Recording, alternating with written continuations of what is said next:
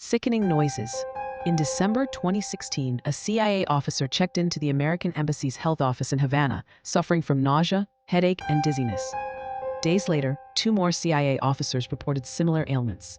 By late 2018, the number grew to 26 Americans and 14 Canadian diplomats with roughly the same weird symptoms, ranging from hearing loss to nosebleeds. All the victims said that the symptoms were related to a strange noise they heard at their homes or hotel rooms. One noted that the noise was high-pitched. Another described a beam of sound pointed into their rooms.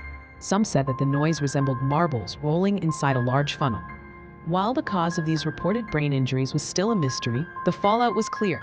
In October 2017, the Americans removed 60% of their diplomats from Cuba and expelled 15 Cuban diplomats from Washington, D.C.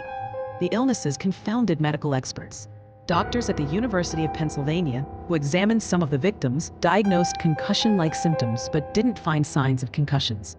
You might be thinking, the Cuban government was up to something, right? The Cubans vehemently denied they were responsible. Many American investigators believed them. Recordings of the sounds only added to the confusion. Two scientists believed the recordings were of lovelorn male crickets. One of the experts, Alexander Stubbs of the University of California, Berkeley, said the insects are incredibly loud. You can hear them from inside a diesel truck going 40 miles an hour on the highway.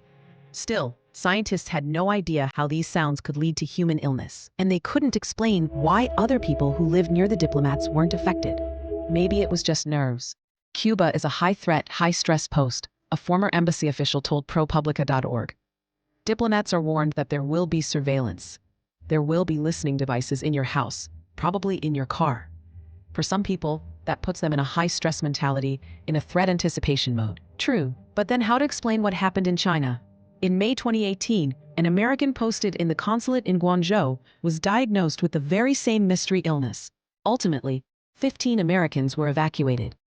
In 2020, a report from the National Academies of Sciences, Engineering, and Medicine concluded that the most probable cause was radiofrequency energy, a type of radiation that includes microwaves. Meanwhile, a 2023 intelligence community assessment found that the injuries were likely tied to previous injuries, stress, environmental concerns, and factors such as group psychology, in which illness symptoms reported by one individual in a community can spread serially among its members. And in 2024, two studies by the National Institutes of Health compared more than 80 affected people with a healthy comparison group.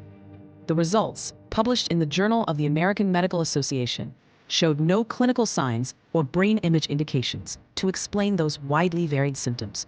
Yet attorney Mark Zaid, who represents current and past federal officials and their family members seeking continued medical treatment for Havana syndrome, believes that the government is knowingly weaponizing the lack of science that exists in this area and intentionally hiding behind the classification wall, where much of the evidence that contradicts the results exists. The mysterious sounds may well be the opening shots in a new kind of Cold War.